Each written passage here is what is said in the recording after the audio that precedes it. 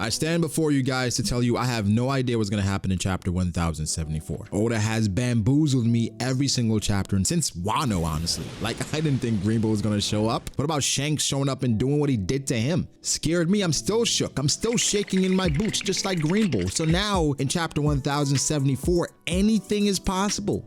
KG. I'm at a point where I'm just going to accept whatever happens, but I'm also expecting great things. In chapter 1073 alone, we got Miss Buckingham Stissy's backstory. That's just one thing. We got a betrayal, but it felt so good seeing Rob Lucci get betrayed after what he did in Any Slob Your Rather Water 7. We got Zoro, someone insinuating that Mihawk is colder than something that's not human. So Mihawk wank, we're always here for that.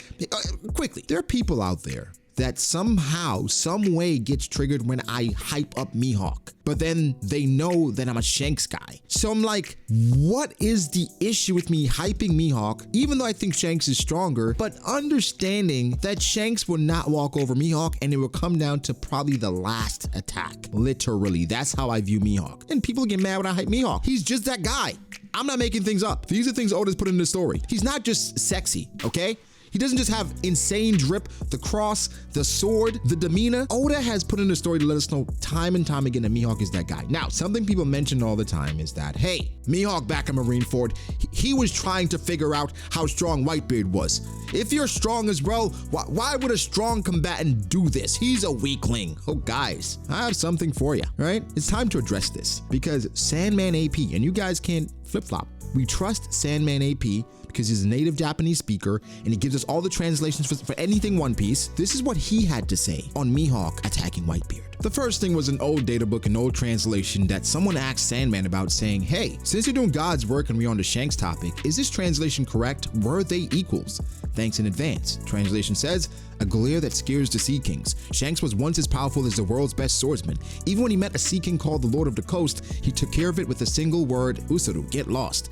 And random shit. The thing that's most important here is that Shanks was once as powerful as the world's best swordsman, meaning that at one point, him and Mihawk were somewhat equal. But after losing his arm, he was not regarded as on the same strength or on the same level. But we know that Shanks has even gotten more stronger since he lost his arm to compensate, because he became a Yonko after that. Granted, becoming a Yonko is not necessarily just a strength thing, Buggy, even Luffy to some extent. Becoming a Yonko is about accomplishments and having basically great people following you. It's an encompassing thing as opposed to just strength, where Mihawk, the greatest swordsman, is the greatest swordsman. Point blank, period. But oh, there's more. And I'm a Shanks guy, by the way. Someone asked Sandman about the translation where Mihawk was about to attack Whitebeard and saying, hey, what does the second picture say, right? Beard, what is Mihawk trying to accomplish by sending a slash to Whitebeard? Sandman says, well, Mihawk says, I just want to measure the true distance between us and Whitebeard. But many Japanese fans don't interpret Mihawk and admits he's inferior to Whitebeard. Instead, probably he just wanted to confirm how strong Whitebeard commanders will protect Whitebeard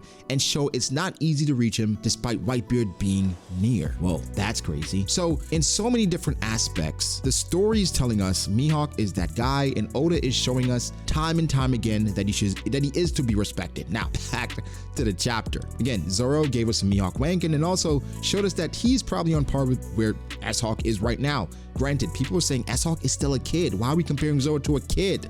Well, how much do you think S-Hawk is going to grow by the time they actually fight again, or S-Hawk is clashing against them on the battlefield? Yes, he will grow with experience, etc., but it depends on if they're adults, right? Because their growth rate obviously is not the same as a regular human. So how much will they advance? Because they're limited by experience. That's where their growth will come. They're already strong, but you know, I don't know how much S-Hawk is doing with a painted black blade here. I mean, he's not Mihawk. That's what Oda is trying to show exactly here. This guy isn't Mihawk. Mihawk is a completely different animal or different being altogether. Now, Vegapunk has disappeared, which is very important considering he's this Stella body. How will the other punks interact, or how will they continue without the Stella body being around? That's anybody's guess, but this is a major thing because a lot of people, well, I am speculating that Shiryu has captured Vegapunk. Yes, the Blackbeard pirates are making moves on every single front. Now, we move on to Weevil and everything going on there. He just got taken. And so for Weevil, the speculation is whether or not he's actually Whitebeard's son. I don't think he is. I think there was some mix up. He looks like Queen, all right? Looks like Queen and Shiki. He looks like a weird mix. He does not look like Whitebeard. And I think it was a mess up, and he's going on believing what he is, and he isn't that. He's not Whitebeard's son. There's no way Whitebeard would have a son out here and not act actively claim him. That's not the man that I believe in. And also at the end of the chapter, of course, St. J. Garcia pulls up, Kizaru's pulling up, and Kizaru is somewhat being subservient to St. J. Garcia. But now, okay, based off of all of this, where are we going? Well, one speculation is that Marco is being dragged back onto the battlefield. You don't get to retire at 45, boy. You will come back and you will fight because you're in your physical prime, and there are a lot of people that would die to have your powers, your skill, your devil fruit, and be out there on the seas. Marco doesn't want to be a pirate. Marco wants to be like Kurohiro, and he wants to go and try to find a way to fake his death. But how do you fake your death as a phoenix? Marco knows he's screwed. So for him, he's like, okay, I guess I got to go back out there. Weevil saved the country. Do I have to go and save Weevil? He did attack the allied captains, so we're just gonna call this a wash so Buck can get off my island. I don't know. There's also speculation that the final treasure, right?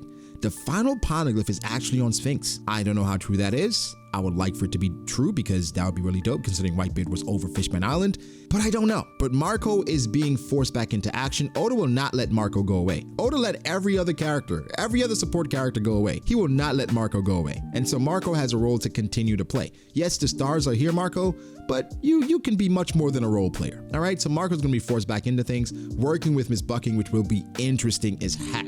Now, St. J. Garcia pulling up, obviously the priority is to serve him. He now have top brass. He's the guy that would have the most authority, so he would turn to Seraphim against everyone. So with him being there as well, begs the question, how do the Straw Hats interact with him? What do we find out? Because one thing that probably should happen is him seeing Gear 5 in person, and we have someone here who can force Luffy into Gear 5, which tells me, guys, the last time Luffy fought against Rob Lucci, I said it's gonna be a plot thing. It was a plot thing. It shouldn't have been that much of a tussle, because while they were fighting, Luffy and Rob Lucci were clashing. While they were talking about devil fruits and Vegapunk was losing his mind, Luffy and Rob Lucci, they were clashing back and forth for a while. The same thing is going to happen here with Luffy and Kizaru. And St. J. Garcia is going to talk about things from the past and may allude to things that's going to illuminate our perception of what the past was. Guys, I do not think, hear me out here, I don't necessarily think the Gorosei were just bad people. I don't think the world government initially had bad intentions. I have a whole idea about what I think they had to do, and Vegapunk somewhat reinforced that based on his actions and his personality, where he's a selfish guy who only cares about creations and doesn't really care about anything else. And with Icarus flying too close to the sun, at some point you get burned. But maybe some people don't want you to fly too close to the sun. They don't want you to recreate the sun, because then what are the ramifications of such? And with people having too much power, how do you control that power? How do you keep people from imploding? How do you protect people from people? Very interesting conversation, right? But next chapter, I think the Gorosei and Kizaru actually get there. We see a brief clash, but we're gonna get some more information on some pertinent things going on outside of Wano. Law. I believe it'll be revealed that he got defeated by Blackbeard, right? What's going on with Garp? Over there at the base that's close to Egghead. Where's Smoker? We are waiting for Smoker. Does Stussy really go with the Straw Hats? Does that make sense to you, a lot of you guys?